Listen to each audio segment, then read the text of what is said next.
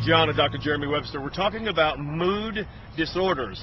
Are you anxious throughout the day for no particular reason at all? Are you depressed for what you think is no particular reason at all? Well, there's always a reason behind this stuff, and I think it's real important for us to tackle this issue first by talking about how some people rely on certain medications that they may not need.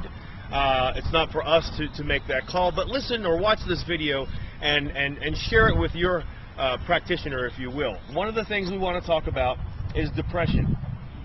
Certainly classified in the mood disorder issue. People have issues with depression. It seems like it's just growing exponentially throughout the United States. Well, definitely the use of antidepressant drugs is growing exponentially, that's for sure. Depression, you see, is typically implements a serotonin, which is a neurotransmitter. It's a chemical in your brain that your brain uses to communicate, and when you get low in serotonin, you do have mood disorders such as depression.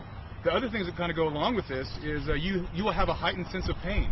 You will crave sugar more. So if you're depressed, you have a heightened sense of pain? Well, if you're low in serotonin, if the reason for depression is low serotonin, you oftentimes have experienced more pain than you should, more sugar cravings or carbohydrate cravings, and you oftentimes have trouble sleeping as well, because serotonin becomes melatonin when you go to sleep.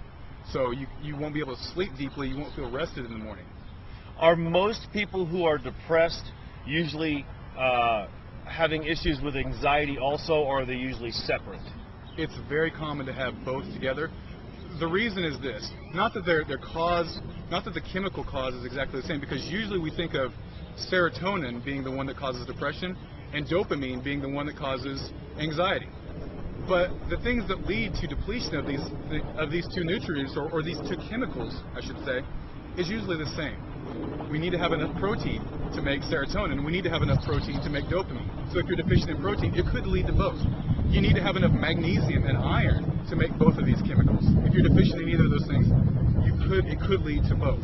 It seems as though many of the videos that you and I have done, and all the times you've been on my radio show, that a lot of these mood disorders or issues that we've talked about come back home again, back to basics again when it comes to food.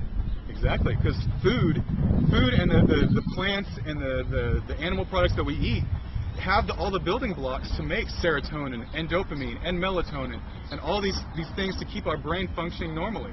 See, when you take a drug, George, when you go to your doctor and say, I'm depressed, I have this thing that I feel depressed, they'll give you a drug that squeezes serotonin out of your brain. It floods your brain with whatever little bit of serotonin you might have left.